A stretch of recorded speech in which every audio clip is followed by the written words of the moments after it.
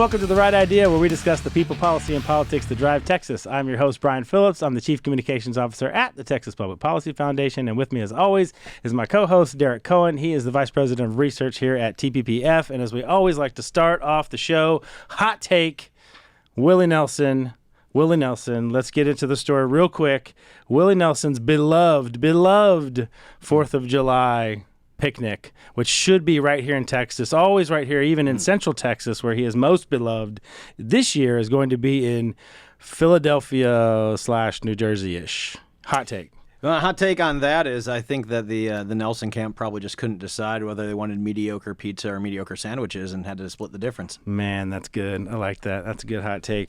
Apparently, according to, because the Austin American Statesman has to apologize for everything, apparently they did the history of the picnic, and this is not the first time that it has not happened in Texas, but it's not the first time it has happened in New Jersey. Really? Well, the first one apparently was back in 1972, so it's been a long time, but I just think it's sacrilegious that Willie Nelson's picnic, who's such a Texas icon, would even be, anywhere north of the Red River, much less somewhere like Philadelphia. Yeah, there's no accounting for taste, as they say, but, maybe it's with Casey Musgraves releasing that new album that, just trying to get the publicity spread about as opposed to just doing the... they usually have that out at Coda, don't they? Yeah, they've had it at Coda before. You mentioned the album. Willie Nelson does have a new album, so he's on a tour. He has a new album as well? Yeah, Willie Nelson's still doing it. He's absolutely still doing it. Goodness. All right, so we'll get to the shameless plug real quick. Of course, we have our newsletter that comes out every Thursday. It's got some exclusive information. It's a little composite of everything TPPF's working on, as well as kind of news of the day, and we always have some fun stuff about Texas. It's called The Post, and you can sign up for it at texaspolicy.com/The Post. Okay, let's get to why we're all here. We are super, super excited to have David Bahnsen with us today. He's the founder and managing partner, chief investment officer at the Bahnsen Group, a national private wealth management firm. He spent 8 years as a managing director at Morgan Stanley and 6 years as vice president at UBS, and he's consistently named one of the top financial advisors in America. David, thanks so much for being on the show. Thank you so much for having me. And you're a fellow podcaster, which is awesome. You have a very successful podcast called The Capitol Record. I do. It's incubated over at National Review, Capitol Record, kind of a play on the old record label name, but talking, of course, about capital markets, my defense of capitalism. Well, the one thing I really like about the podcast is that you take a lot of these very esoteric and very complicated issues, particularly in the world of finance and investing and those kinds of things, and make it very relatable to folks. We try to do that with policy, but we end up just having bad hot takes and bad jokes, and I guess somehow that makes us popular too. But you also have a book that just came out in February, which is great, just last month. It's called Full-Time Work and the Meaning of Life. Which, if you're going to tell us what the meaning of life is, then that's a must read. Yeah, I think it's a pretty important thing to figure out in one's life, what the meaning of it is. And that is indeed my hot take, that work is the meaning of life. Work is what God made us for. And this idea in America that we would be going towards a more European understanding of work, I think, is an unmitigated disaster. And that the American ethos is one rooted in a high regard of work. And we're getting away from that to our own peril. Mm-hmm. Now, you say, there's a lot of books about, there's a lot of books about why you shouldn't work, right? Like there's the whole Nancy Pelosi thing. We should be, and subsidizing people and whatever they want to do. If they want to sell roses on the side of the road, that's fine. But there's other people that say, we should get back to work, but there should be a work-life balance. And, you get a lot of that. How is your book different, and what road does it take? Well, I don't believe in a work-life balance. I don't believe that makes any sense. I believe if what simply is meant is do not work 24 hours a day, nobody works 24 hours a day. Mm-hmm. And are there moments in one's work life which they need to leave the office early to go to a kid's school event? Of course. Are there times where you're not going to be home for dinner with your family because you got to work late for a project? Of course. And the idea that we need to codify into the societal structures, yoga time and nap time and adult coloring book time. Oh, this isn't about work-life balance. It's infantilizing grown adults. Yeah.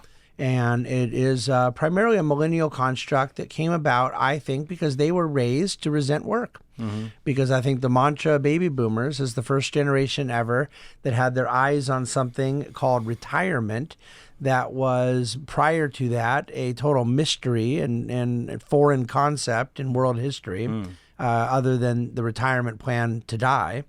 A notion that one would have the mortality and the prosperity to be able to have a 25-year vacation at the end of their life never existed. Never thought of it that way, but yeah, But sure. I think that really is what kind of the boomers introduced. Now, of course, what they did really well was work hard. Yeah. They produced more goods and services than any generation in human history. But they left a sort of mentality that work was something you do to not have to do it anymore. And the millennials just fast forwarded the same concept a few decades ahead of them and said, okay, well, we agree with you and we're going to start feeling that way right out the gate. And so therefore introduced ideas like work-life balance. I think work is very important and is a big part of our life. And so I don't look to balance it with my life. I think marriage is very important. I don't look to balance it with my life. By the way, no one goes home and says to their spouse, honey, I can't talk right now. I'm doing marriage-life balance. The only thing Or they never say it twice, at least. No, not a second time. That's right. The only thing that we talk about with this blank life balance is work. So it doesn't come from a desire to work less and have better priorities and more family time. It comes from a general downward pressure on the positivity that we discuss work with. Ultimately, this is a problem for those in faith circles. It's a problem for those in red states, a problem for those in blue states. It's become a very societal issue. I do not believe that a lot of the people most writing about how bad work is actually hate their work. And that to me is the hypocrisy of the moment. People who don't preach don't practice what they preach. One of the things that inspired me to write this book was an article I'd read in The Atlantic. And The Atlantic is oftentimes very good So you're writing. the one conservative who reads that. Yeah. Okay. No, there's a lot of conservatives that read it. Not a lot of conservatives that agree with much they read there. But there's often very good writing, but usually a very leftist point of view. Keep your enemy closer kind of thing. Well, no, but I wouldn't even say that. I know what you mean, though. But I think I know. culturally, sometimes they'll address certain issues that can be very thoughtful. But someone who has a job that's very, very well paying, is very socioeconomically prestigious, they have kind of, a lot of people complimenting them, a high notoriety, like in a writer at The Atlantic. And then writes an article about how bad work is. I think there's something extremely elitist about it. The person who wrote that article does not hate their job. Derek is a fan of the book, and so he's going to give you his very critical review here right now and live on the show. Actually, no. I was going to say fan of the book indeed, but one of the things I'd like to hear you unpack a little better, specifically on the work-life balance, because you've gone into it on previous appearances as well as having gone into it well within the book, is that you actually describe work as part of life. I mean, I cannot express enough how I appreciate the way you delineate that work-life balance as a concept versus work and life, as part of an integral unit is important. But you support a lot of that within the book with a discussion of faith. Yes. Could you unpack that for us, please? Yeah, I mean, the essence of the book is my belief that God made us for the purpose of work. And where I got that from was the direct pages of Scripture where God said so. And so I took... Huge if true. Is it cited in the book? It is, there's even footnotes. I see what you did there. To the extent the idea that we are made in the image of God, and God himself was a worker and a creator and a producer and innovator, and he asked us to do the same with alongside him. But the difference is he could create out of nothing and we can't. So we create out of the raw materials of the world. And when we talk about cultivating the earth, we talk about being fruitful, multiplying, filling the earth, ruling over the animal kingdom, ruling over the kind of natural forces. The time it was a garden, we ended up building cities, we built civilizations. Every single thing I just said, the verb is work. All of it comes down to some sort of productive activity that can be summarized in a 4-letter word, work. I think that this is what God made us for. As a man of faith and people who are familiar with the Christian doctrine of original sin, I think God made work before he made sin. He did not make work because of sin. And I believe that we need to restore that productive activity because teleologically, meaning the purpose we have in life, we can't be happy not living according to that purpose. Right now, the modern progressive ethos, it was funny, Marx wrote about this. Some people quote it sometimes not knowing it's Marx. And I don't think they would quote it if they knew. This idea of fishing in the morning and writing poetry in the afternoon and this sort of life of quiet recreation. This was Marx's exact language. That there was some sort of evil in work that pitted us as a proletariat against nature. Marx was arguing from bad theology. It wasn't bad politics. It was a bad philosophy, a bad framework in which he understood the world. My framework is that there's a lot of joy in work and that we produce goods and services that meet the needs of humanity. And in so doing, we have our needs met. And we only get our needs met by meeting the needs of others. And it creates virtuous cycles. I think it's a wonderful idea. I think, and I was use work and purpose together a lot, and I think you were almost on your way there. Is that where you then take the next lead to, and that's how you connect work and purpose? Yes. Now, of course, I do not mean that the only purpose one would have in life is the compensation they get from work, but the activity that one has out of their productive labors is the purpose of their life. And someone can say, no, my purpose is to raise good kids. And I go, oh, that sounds really good. Good, I want you to raise good kids. What are you raising them for? Now, your answer is either I'm raising them so they'll have productive labor, or I'm raising them so they'll raise productive kids, or good kids that then are going to raise more. I just want kids. someone else to mow the lawn. Is that Yeah, well, that's even pretty hard these days. And with minimum wage, I don't think you're going to be able to afford to pay your own kid to mow the lawn anymore. That's what the roof is for. Yeah, exactly. We are getting all of this wrong, and I think we're getting it wrong because we don't understand Genesis chapter 1, what God made us for to begin with. I want to something you triggered in one of your earlier answers. Made me think about this in a different way, is that there's kind of a mantra. I know we've moved on to Gen Z and evaluating them and everything, but the millennials, there was a mantra there when millennials were coming up, retire by 30, right? Like everybody wanted to invent the next Facebook or invent the next, iPhone or something like that, and then make a bunch of money and retire by 30. And I think, as part of the latter end of Gen X, or maybe certainly baby boomers, maybe interpreted that more cynically than they should have, right? Which is not that millennials, the charitable interpretation would be that not that millennials were saying, well, I want to make all this money so that I can live this life of leisure after 30, but that I can then go on and do purposeful things with this new advantage that I have with money and time and those kinds of stuff. Do you think that's a fair charitable reading of what well, the maybe what they millennials meant, but I think it is an awful way for them to think, and so it may be more charitable, but I want to be clear what I mean by awful. If you are a person who has the skillfulness to create something that has now enabled you to not have to work anymore at age 30. You have a certain talent, an entrepreneurial gift, a risk-taking acumen, perhaps technological or programmatic skill set. The last thing I want in the world is for you to be off the chessboard. To say, okay, I've now made so much money, I no longer have to do the thing I'm making money, I can now do these other things. And by the way, it's so funny. People go, I want to invent the next Facebook so I don't have to work anymore. You might want to tell that to the guy who invented Facebook. Right? And this is one of my favorite stories. It's a true story. It was in Fortune magazine in the early 1990s. It might have been the late 80s. It was before Windows 95. Microsoft was huge and Bill Gates was very wealthy, but you're not even close to the multi-billionaire status he ended up getting to. And Fortune was interviewing him, and he was single at the time, and they said, Mr. Gates, what's the deal? You're worth $100 million, and you're known for sleeping in the office, pizza boxes laying around, work all the time. If I was worth $100 million, I'd never work another day in my life. And Gates looked up at him and said, that's why you'll never be worth $100 million. There's a sort of self-fulfilling prophecy in it. The most entrepreneurially gifted people in our society are never motivated by an exit. Right. They're motivated by the productive activity that itself bears fruit.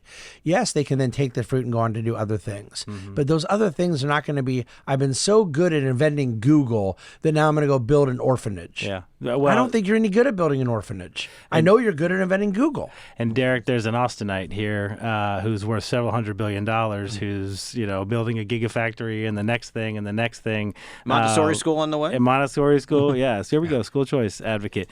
But one of the things I wanted to add, though, because I in the spirit of again, since you couch much of this book in faith principles, in the spirit of removing the mote from our own eye, I'd like to talk about your treatise and the new right, or the new right du jour, I think we can say.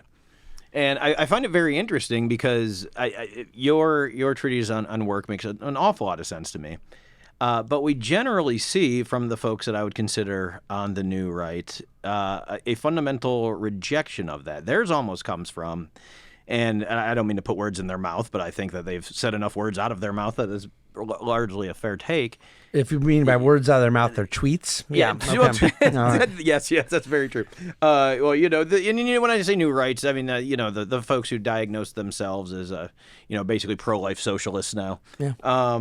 Is that their theory on work and on value is essentially Marxist. It comes from the labor theory of value, where they say that whatever the productivity of one's the productivity value of one's product has to do with the work put in, and then if you accept that as a reality, that essentially gives you leave to say, well, we just need 2 more branches of the military, the national hole digging branch, and then the national hole filling in branch. Yeah. So how do you see kind of that philosophy on work and on labor? How do you see that fitting in with the right? And point out the pain points that we have between that and in your treaties, which I fundamentally find superior to that. Yeah, so thanks for asking that, because I appreciate any time I get to criticize the new right in love and deep and sincere concern. This is an example where the application is wrong because the fundamental principles are wrong. And the right has known this with the left for a long time.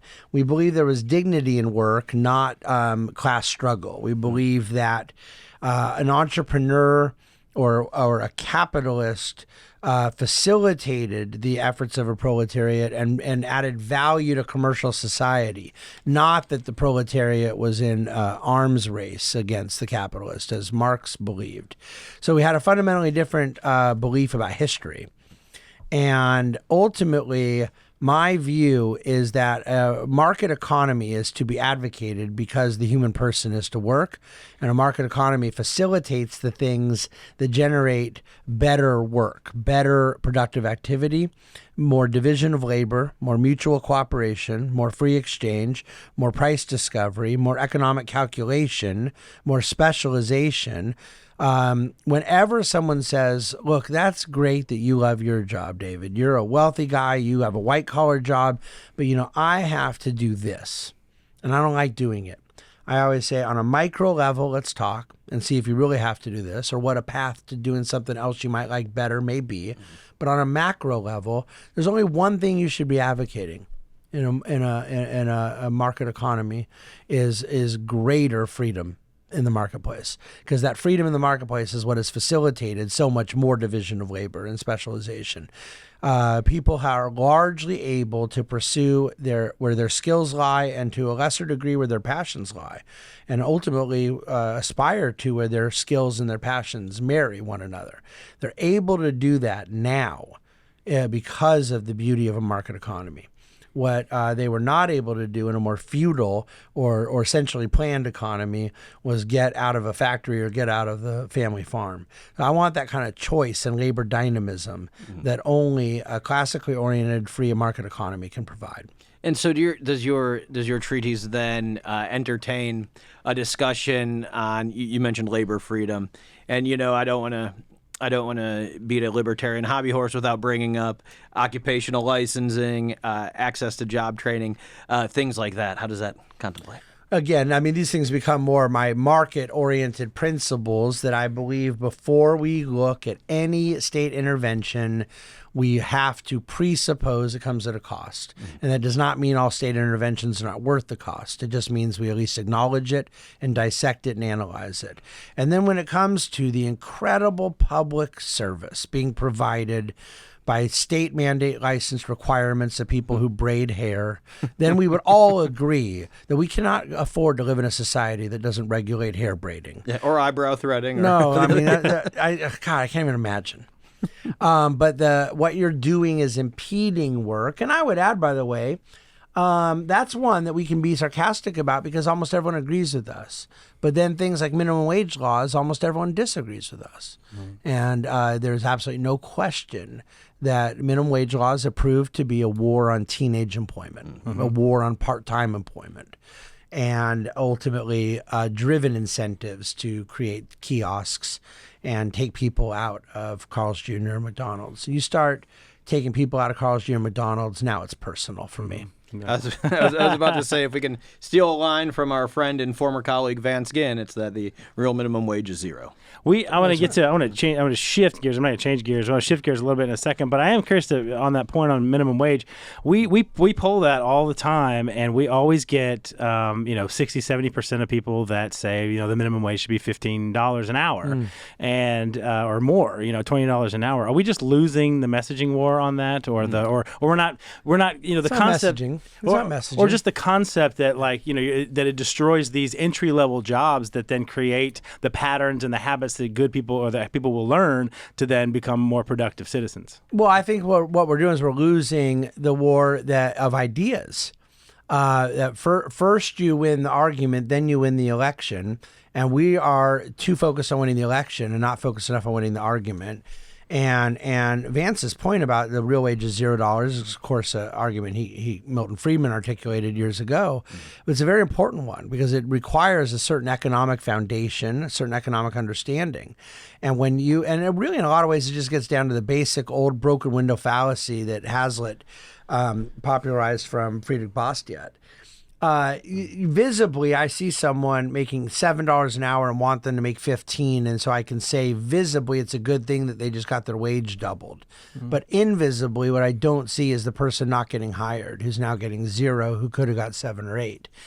Now, everyone can look and just say, this is ridiculous. The owner makes so much money, they could easily pay more. And what about a living wage? And this is a big problem. You said 15, and I was deeply offended when you said it. 15 is not living wage. Well, okay, 20. 20 is not living wage. Right. And by the way, where is it? Let's say someone goes, owner, you can get by on whatever that amounts to, 40 hours a week, 52 weeks a year in certain part of the country. I go, okay, well, come to Manhattan. I need a living wage in Midtown Manhattan. Well, I don't think you're going to get it there. So is the minimum wage $100 an hour? I mean, there isn't a definable living wage, but the point of it is that the person who sets the wage is first the producer and second the consumer, and they come to mutual cooperation about what that wage ought to be. And I think that works well with every single other thing in society. We come together, and it's called price discovery. And we say, I will buy every day of my life. It's on an app now instead of cash in pocket. But I have $4.75 and I want a coffee, and I agree that I want the coffee more than I want $4.75. And every worker has a wage at which they say, my time is worth this, my skills are worth this. But ultimately, it's never been about living wage. These are low-skill jobs that we desperately want teenagers to do so they don't grow up to be spoiled brats. Exactly. All right, so shifting gears here a little bit, I want to get into the age-old question of, I don't know if it's work versus family or family and work or what have you. Of course, through the generations, I mean, like I said, I'm at the tail end of the Generation X, but then getting to millennials, you see this where people are delaying families, and what they're telling you is, well, I want to focus on work, or I want to focus on my career. A lot of folks would look at that and say, well, a lot of the reason, that is because even when you have married couples, they both have to work because of various, housing costs and all kinds of other changes over the last couple of decades. But I want to get into that. Like, what do you think, if you took that approach, if you took, your approach to this, to work and purpose and all of that, how does that fit into family formation? And what trends would you see as a result? Let's say everybody adopted that approach.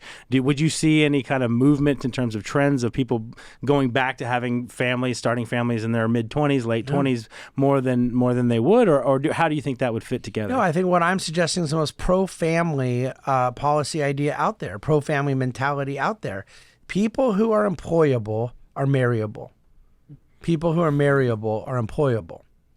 Someone who's unemployable, I mean, we can sit here and play games if we want. We can lie about it, and we don't have any women on the set with us. But you tell me, you think a lot of women out there are interested in men that are totally unhireable?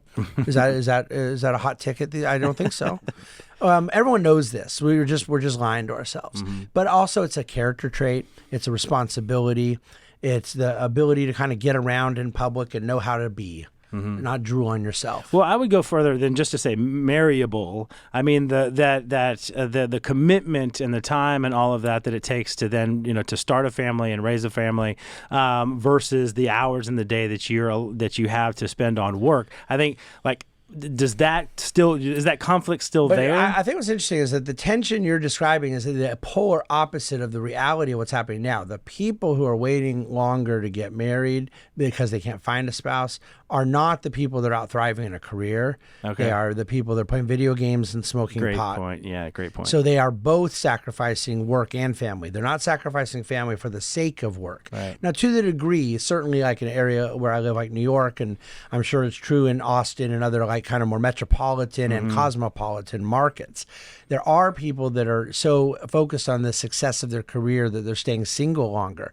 But I would argue that that is not a necessary tension. It's a chosen tension. I believe fervently that the greatest thing for one's marriage they can do is build their careers together. I find it very odd when someone says, okay, I've made it. I'm now financially successful, and now I want to go find a spouse. And I go, you think you're going to have the same level of trust and togetherness that you would have had if you built those things together? There's nothing that reinforces a marital commitment like someone who loves you when you're poor. you know, when they love you when you're already rich, it's much less impressive. Not a whole lot of 18-year-old prenups. Yeah, not too much. Derek, what marriage questions do you have for David? Well, specifically on ESG. No. This conversation has been very good, and I think that this particular take on work is something that has largely been absent. From the discussion so far, not because its constituent elements haven't been included, but they haven't necessarily been tied together in a way, to your point, in a way that's been publicly saleable. We have not yet won that argument. No. And I think that should be the next project for the right. And by that, I mean the actual right, the conservative right, versus worrying about, we just need right-wing labor unions. Yeah. So we only have about 10 minutes left or so, and I want to get to the ESG discussion because that's actually why we brought you, or why you're here in the building, and we snagged you and wanted to talk about your book and all that. But I do want to get to the ESG thing because you're an event today, and folks can go watch that discussion. It's fantastic with Representative Crenshaw and former Attorney General from Kentucky was there, who ran for governor, I think, didn't he? Or lieutenant governor. Yep. Yeah, and came this close. Anyway, so it was a great discussion. Jason Isaac, of course, was there. So go and watch that. But I do want to talk about ESG for a second because you gave a definition of ESG, or at least an explanation of kind of that general question of, for our audience, like explaining really what the essence of ESG really is. Yeah, I mean, my view is that historically it started off as a rather significantly radical environmental movement. The S and the G was an afterthought, and it didn't start off as a policy. It didn't start off out of the political class, and it didn't even start off as a financial product. It was more of a mentality and a movement wanted to impose onto certain elements of culture, considerations that were largely, let's just call it, for lack of a better word, kind of the tree-hugging type. It was very anti-fossil fuel. It was very anti-pollution and whatnot.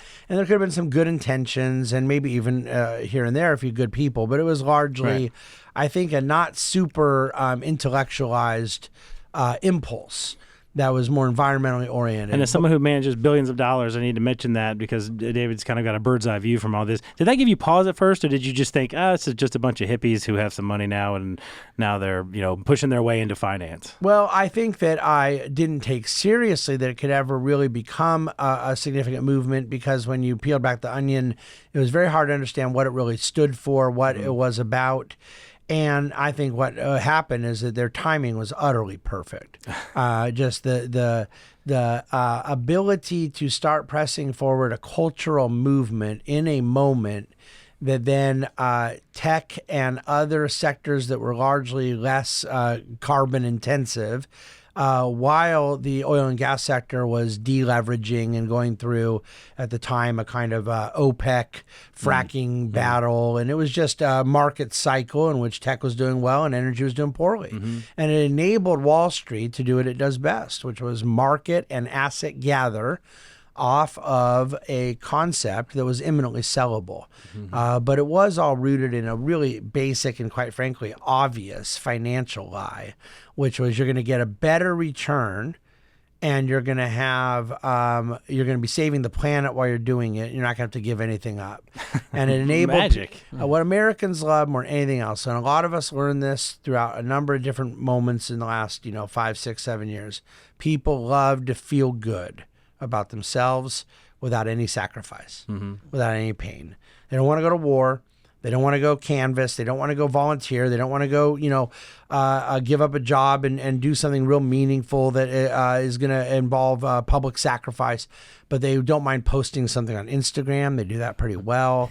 And ESG was an incredible opportunity for Phariseeism. You don't have to lift a finger, but you can tell everyone you're saving the planet. That's what it was. And Wall Street brought in about $3 trillion early on doing it. I've got a couple more on ESG. Did you have? No, well, yeah, specifically on the ESG side, I would add, or I would ask, I should say, is ESG obviously has been something that seems to have, a bunch of you said, a confluence of perfect factors has escaped the lab. How? My question to you, and having the specific vantage point that you have, how did you see it then start to co-opt? Obviously, right now, we're recording this at the end of March 2024. The incident of October 7th, not terribly long ago, but we've seen the BDS movement as almost a vanguard of, I would say, contemporary ESG. Starting decades ago. Do you see that ESG in and of itself has been, I would say, adopted by the entire left-wing project, or has it been deployed by it purposefully? Well, the kind of chicken or egg of this is hard to identify. It almost doesn't matter what came first, because at some point there was no question that it was a perfectly integratable opportunity to bring the ESG mentality and some of the strategies into the totality of the left-wing project. And what they did is married it to corporate America. And so there is a significant amount of kind of green mailing that goes on. What does Bernie Sanders and Elizabeth Warren hate more than dirty fossil fuel? Getting their third house foreclosed on. Profits. Profits. That's what I meant to say. Rich So people. if you're a Fortune 100 company and you're out there making a whole bunch of money, and Bernie and Liz Warren are going to come after you, and they don't like your stock options, and they don't like your CEO pay, and they don't like all the white people on your board and all this stuff, and you go, okay, look, leave us alone. But then we're going to put an ESG sticker on, and we're going to measure how little of our carbon we're burning and all this kind of stuff. It was blackmail. And I think that ESG and then later DEI became a way for Fortune 100 companies. Everyone goes, I can't believe it. Corporate America went woke. And I said, you really believe that? You think these people care about anything more than profits? They don't. So I'm curious if, and we don't have to do the chicken or the egg, but there definitely is a tension there between these funds that are trying to virtue signal through their ESG. The tension is that a lot of, as you mentioned, the ESG funds didn't perform or don't perform, or they don't actually make any money. I mean, maybe that's too broad of a statement to say they don't make any money, but there's definitely a fiduciary responsibility by these money managers to actually make money for their clients. And so if you lay ESG on top of that, which is more of an activist fueled investing versus the pure fiduciary fueled investing, which is we're going to do whatever we need to do to make money. Does the activism, are they trying intentionally to destroy like the oil companies and all of that, or is it just a byproduct and what they're saying is we don't really care if you make money as long as you're doing the right thing? Well, see, I think you have to distinguish between different levels of activism. And so I hate to get into the nuance here, but you guys are pretty smart and the listeners are pretty smart. Bunch of nerds listen to this podcast. Let's do this. Let's nerd out. What if someone says it's an ESG fund? It means we own the whole S&P 500, which includes Exxon and Chevron. But when we say it's an ESG S&P 500, it means we're going to make the shares be voted a certain way. We're going to vote for directors that are more in line with our principles. So they own everything. But it's passive, it's indexed, and yet they want the ESG to come from kind of being involved in a voting mentality. That's one form. That's categorically different than saying we're a manager and we're only going to buy companies that meet our criteria: solar energy, wind. So ESG branded S&P 500 can make money when the whole stock market goes up. They're not anti-making money, but they're charging a few more fees and putting a virtue signaling brand on it. But you still own Exxon. Now, let's say you and I were radical greenies and we wanted to move the needle, and Exxon is emitting a ton of carbon and Facebook isn't, and I want to change the world. What am I going to impact the world with more by owning and impacting and influencing and engaging? Exxon or Facebook? Engaging with a company that's already doing what I want them to do and already not doing what I don't want them to do? Or do I want to go on Exxon to kind of get them to change their behavior? So the irony of it is, it really sort of proves my Pharisaical virtue signaling argument. I would be more afraid if they were going out and buying the companies that I like, that they don't like, and trying to influence the companies. They're not doing that. It's pure branding and marketing, saying, hey, you people out there, you want to save the environment too. We want to save the environment. Come buy more Facebook. Well, what is saving the environment about that? It's utter, you know what? Not to mention the corporate governance angle of Facebook as well. That's right. So how to combat it? There's a couple ways to go at it. The first one is what we're doing right here in Texas. We just had a huge headline where our permanent school fund just divested $8.5 billion from BlackRock. Now that might be a drop in the bucket to a group that manages $120 billion worth of money, but still $7 trillion. But who's counting? What number did I read? It's all different because it includes their passive funds and active. Okay, all right. Well, anyway, drop in the bucket compared to what they have, but $8.5 billion sounds like a lot of money to guys like me, and it sounds very significant to folks in Texas, and I think it was significant. Yeah. What can you take people through kind of what that process was, and do you think that that's an effective way to combat ESG? I do think it's effective. I want to be clear though, what they did is not ESG in reverse. In other words, ESG says we are not going to buy you if you do oil and gas. And then I do not want the Texas Pension Fund to say, we're only going to buy you if you do oil and gas. I want them to say, hey, if it's a good investment, we're going to buy you. And that might be buying oil and gas. It might not be buying oil and gas. Sometimes it's going to be some companies we like and dislike, but it's driven by a fiduciary standard.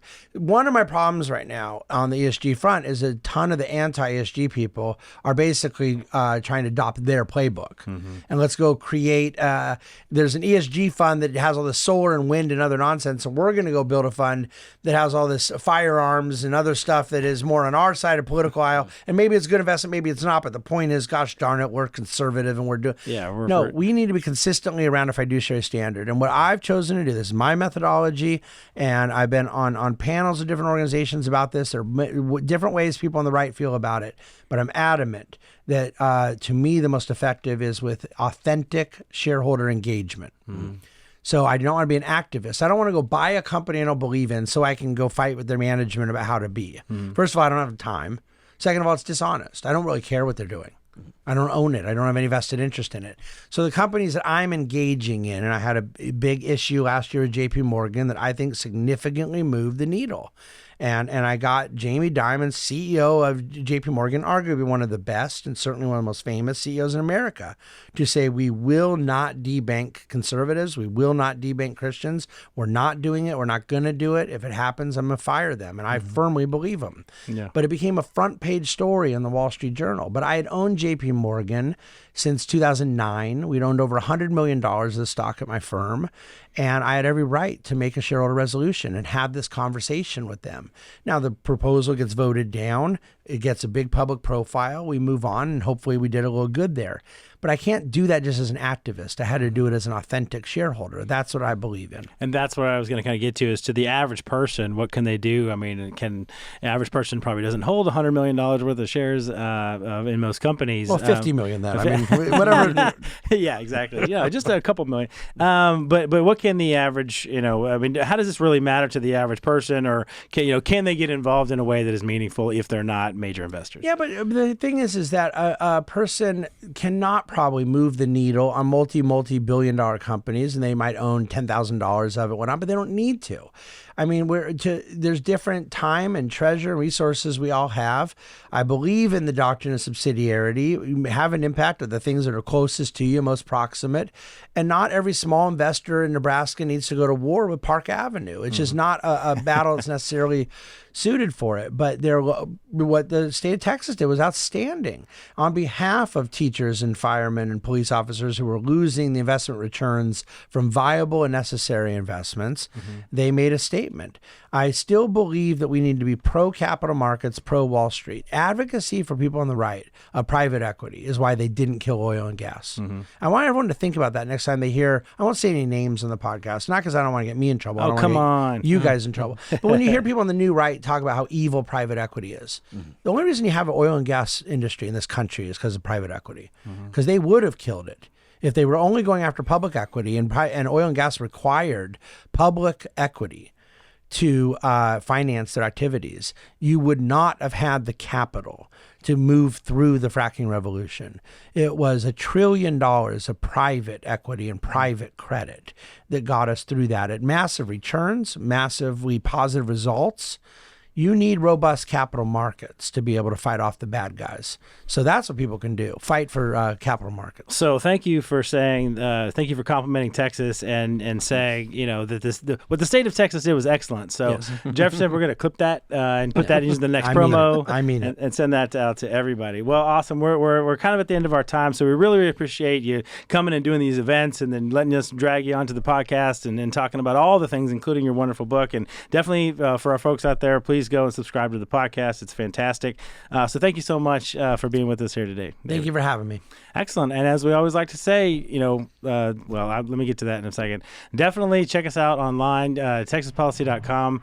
We've got other events that are coming up that you'll be able to watch. And then, of course, our various podcasts and our various newsletters. We'd love to have you be a subscriber to all those things. And as we like to say, now comes the end of the show. In the words of Sam Houston, do good and risk the consequences. We'll see you next time.